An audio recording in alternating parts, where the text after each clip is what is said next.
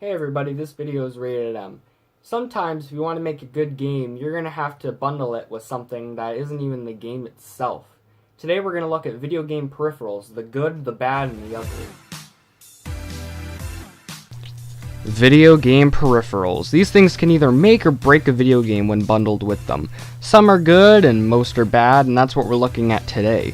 What makes a good peripheral, you may ask? A good peripheral, in my opinion, is a device used with the video game that enhances the user experience while also being creative in the design itself. Another point is that it can be used with multiple games. A bad one is the exact opposite of what I just said. You can't not talk about a good gaming peripheral without mentioning the Dance Dance Revolution dance pad. This thing did a great job on bringing the DDR arcade experience to home consoles. I used to own one, as a matter of fact, and I remember it being pretty responsive. The only issue that comes with this device is when you're done with it and you have a panic attack of like, oh shit, where do I put this thing? One of my favorite gaming peripherals is the Donkey Kong bongos for the GameCube. I never owned them, but I always wanted them just for the sake of owning them. These things were made for two games specifically, DK Jungle Beat and Donkey Konga, but ended up receiving support and compatibility with every other DK game released on the GameCube.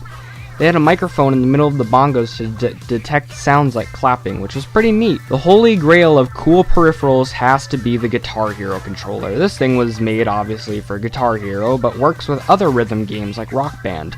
It has gyro sensors in later editions of the controller, which in the Guitar Hero games allows you to activate star power or double points when the controller is tilted upwards really quickly.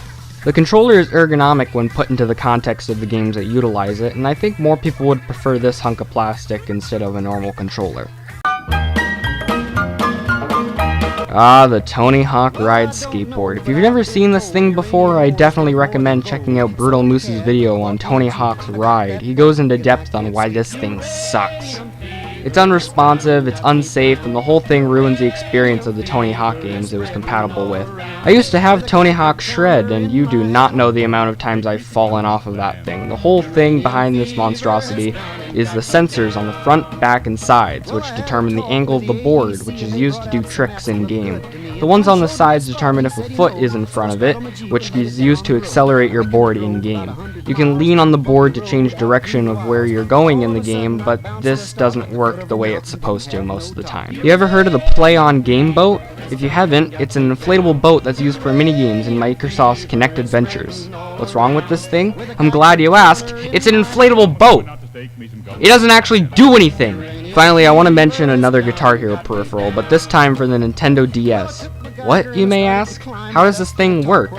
Well, you plug it into the GBA slot of your vintage NDS, and it's uncomfortable as You flick the strum bar on the touch screen and press the corresponding button.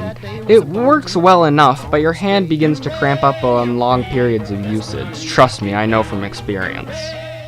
Now, all of those game peripherals are pretty creative, even the bad ones. You gotta hand it to them.